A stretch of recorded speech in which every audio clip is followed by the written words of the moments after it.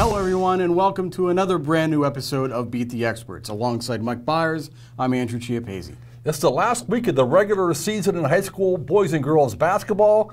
For the most part, the playoff picture is pretty clear, except in boys, Section 2, Class 4A.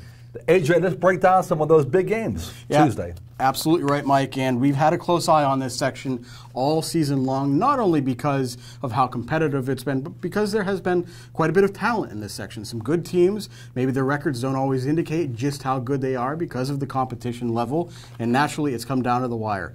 Quaker Valley and Newcastle are in at 1 and 2. We'll find out exactly how they finish at the end of the regular season. Beaver Falls has a simple path. Win against winless Hopewell on Tuesday night, and the Tigers will clinch a playoff spot. But 6 and 6 Beaver, 5 and 7 Central Valley, 5 and 7 Blackhawk, and 4 and 8 Ambridge are all still alive. And that means that Central Valley's game against Ambridge is one of several big games this week.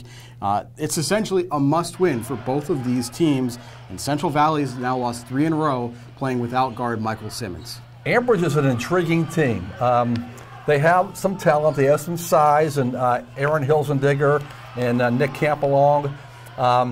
They are only 4 and 8 in section play right now, but if they would win their last 2 games, Tuesday against Central Valley and then against Quaker Valley, I think they're going to get into the playoffs because of the tiebreakers. But again, Beaver's still alive, Blackhawk's alive. We shall see what happens Tuesday night, and then the finale Friday night, the last weekend of section play. Yeah, and Blackhawk is one of those teams that could throw a huge wrench into this because, as you mentioned, they're still very much alive, and they don't have the easiest path, but they could create a scenario where they make it in.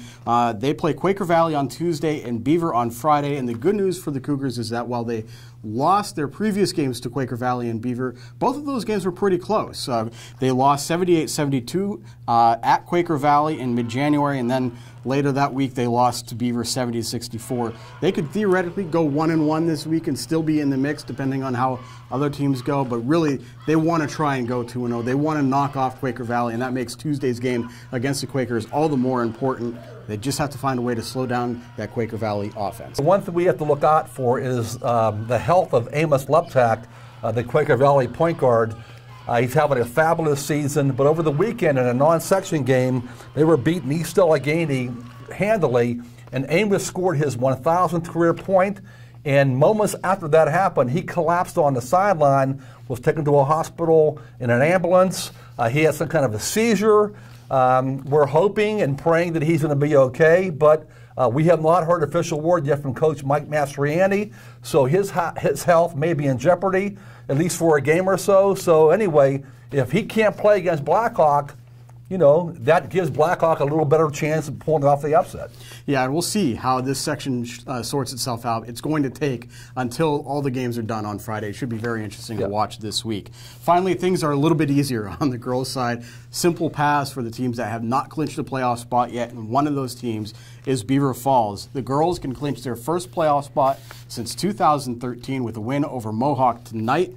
Beaver Falls lost a close game to Mohawk earlier this year, 40-32, and they're coming off of a win over Riverside. Riverside was a little shorthanded in that game with some injuries and some other things going on, but again, that's still a big win for Beaver Falls to knock off an established team like the Panthers. And even if it doesn't happen tonight, you have to like Beaver Falls' chances against Elwood City later this week. So it seems like, one way or another, Brad Vaughn's Beaver Falls Tigers are heading back to the postseason. Yeah, I think so. In the local girls playoff picture, we have 12 teams that are already clinched.